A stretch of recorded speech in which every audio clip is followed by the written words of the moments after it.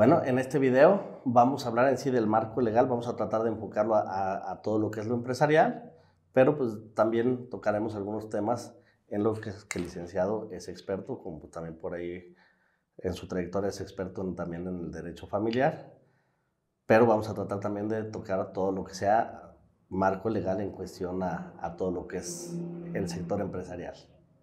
También, si les queda una duda o quieren saber algo, déjenlo en los comentarios. Y ya sea que se los podamos resolver directamente en los comentarios, o si el tema es interesante y lo podamos desarrollar, podemos hacer un video en especial para responder sus dudas. ¿Qué tal, amigos? ¿Cómo están? Esta vez tenemos el agradable placer de tener aquí al licenciado Carlos Sapien Trueba, abogado, experto en varios temas como derecho mercantil, civil, familiar. También ha dado clases de derecho, entonces tenemos aquí el gusto, mi querido Carlitos. Gracias, tocayo. También soy Carlos, igual que tú.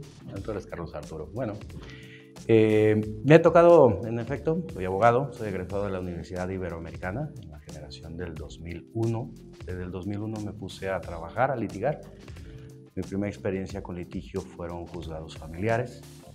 En su momento eran juicios escritos. Posteriormente me tocó el cambio a la oralidad familiar, que esto se da en el 2014. Aquí en León, en los otros municipios más chicos empezó antes. Es el primer contacto que tengo con el ejercicio de mi profesión, los juzgados familiares, ¿no? Ya sabes, hoy en día está muy de moda los divorcios, los contratos prenupciales para cuidar el tema patrimonial. Y de ahí migramos al tema de los contratos. A final de cuentas, eso nos llevó a tener la confianza de otros clientes y empezamos con contratos, ¿no? Entonces, los contratos, a final de cuentas, traen obligaciones, derechos, y eso a veces se llegan a procedimientos judiciales. Los procedimientos judiciales a veces caen en los juzgados civiles, otros en los juzgados mercantiles, y ahora con las reformas, con el sistema progresista de impartición de derecho o de justicia que tiene el Estado mexicano, con los tribunales regionales en oralidad mercantil. De ahí, obviamente, tenemos contacto con notarios, fedatarios públicos, corredores públicos, y empezamos también a trabajar un poquito en los contratos mercantiles. Todo eso nos llevó a poder encontrarnos precisamente en préstamos urgentes y en pronegocios. Así es, la vida nos topó hace ya más de 3 años, ¿verdad? Un poquito más de 3 años. Por ahí del 2017 empezamos, yo creo, 2017. más o menos. Ya vamos para 5 años. Para 5 años. 6. Se pasa el tiempo como agua.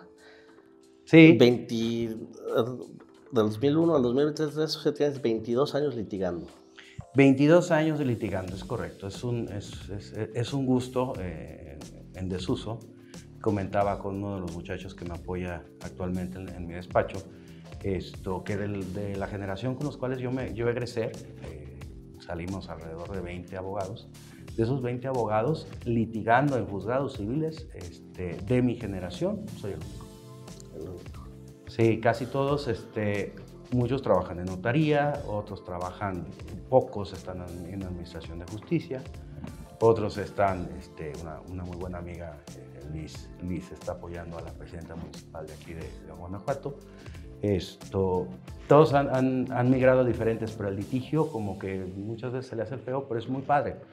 Es muy padre porque al final de cuentas mi actividad no difiere mucho de la tuya, en el sentido de que yo también vendo ideas, pero yo las ideas se las vendo al juez, ¿no? Entonces, a partir de tu problema, a partir de tu contrato o de lo que involucra, tenemos que hacer la presentación y venderle esa idea a una persona que viene a ser el juez. Y si en su momento mi versión, acompañado de las pruebas y demás, testimonios, le da más soporte a mi versión de los hechos, es cuando acogen las pretensiones de una parte. Entonces, yo también vendo, nada más que mi comprador es más difícil, ¿no?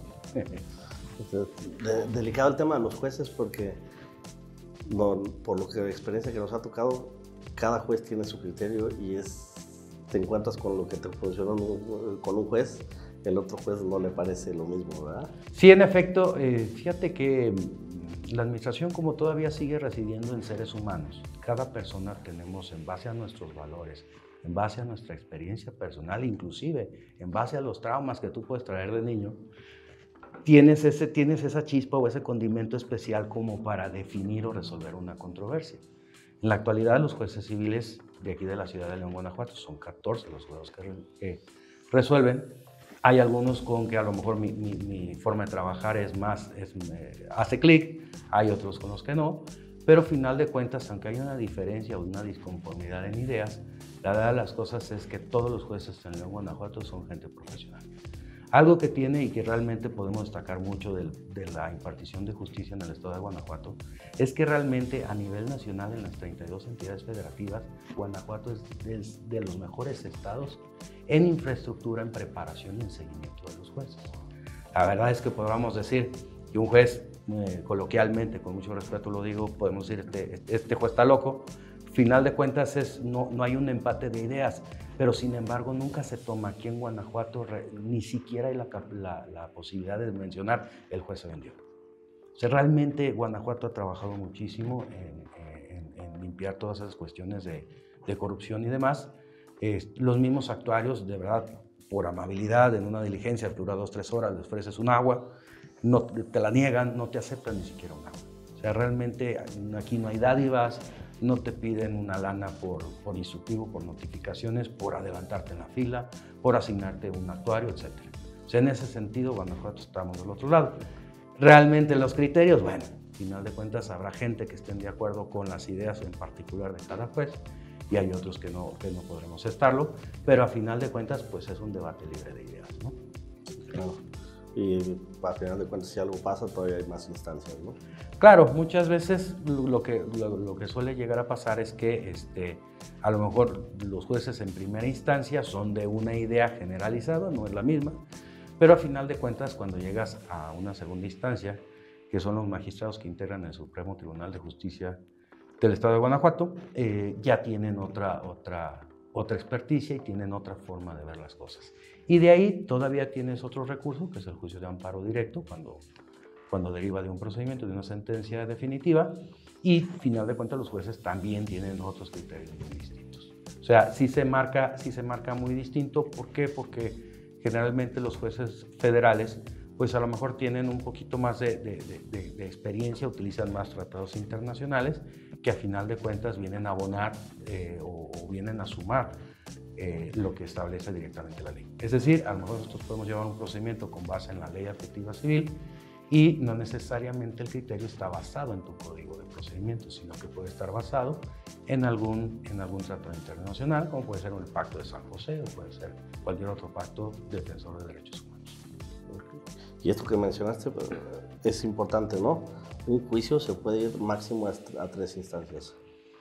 Generalmente se menciona así. La realidad de las cosas es que siempre vamos a encontrar el comentario, cualquier abogado te lo puede decir, que el juicio puede durar tanto como tú lo quieras.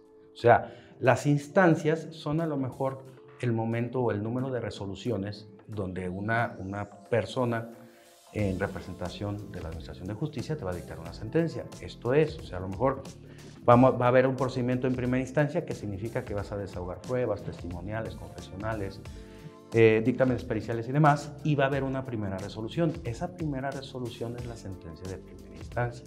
En materia civil en específico, después de esa sentencia la puedes impugnar. En la impugnación se llama un recurso ordinario de apelación.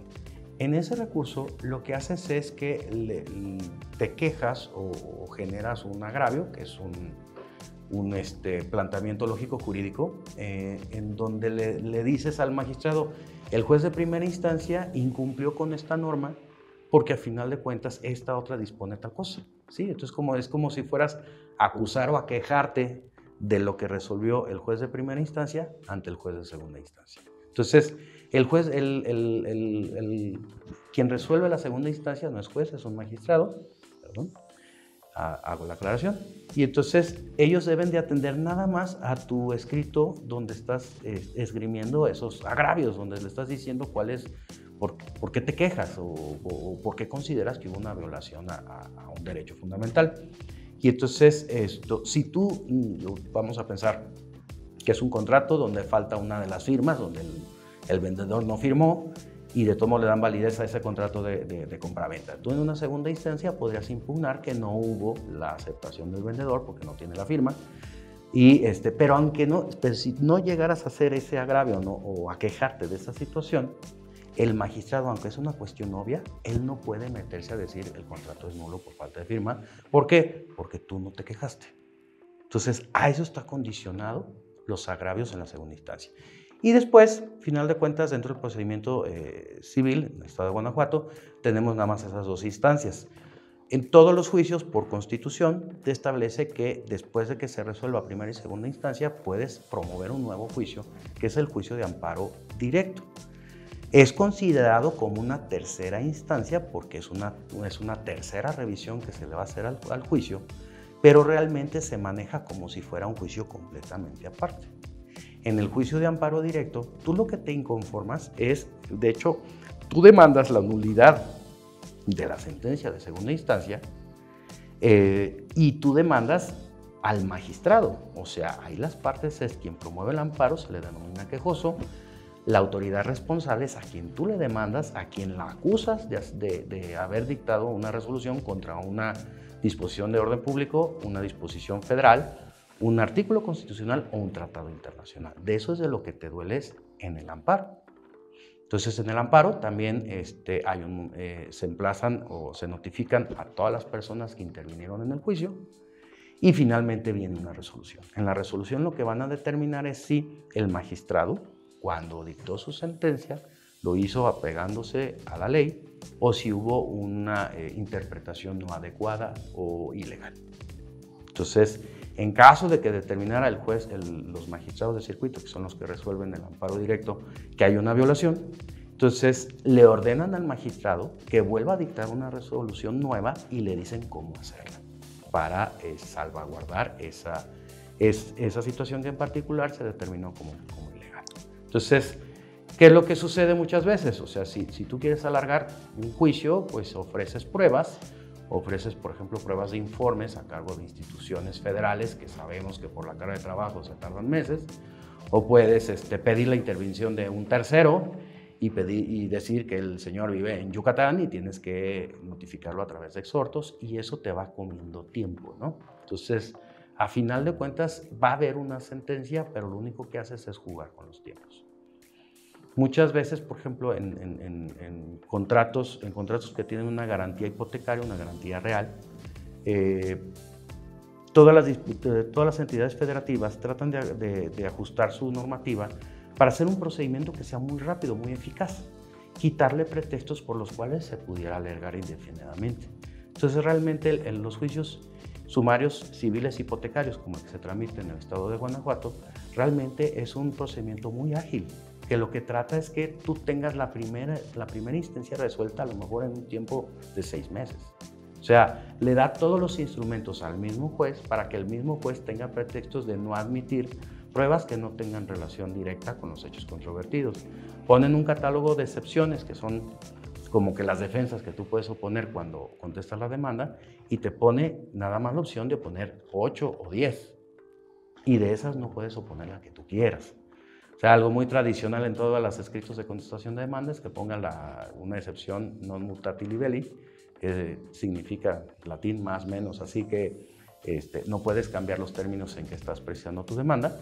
Esa excepción en todos los juicios civiles siempre te la ponen de cajón. En los juicios hipotecarios no es oponible.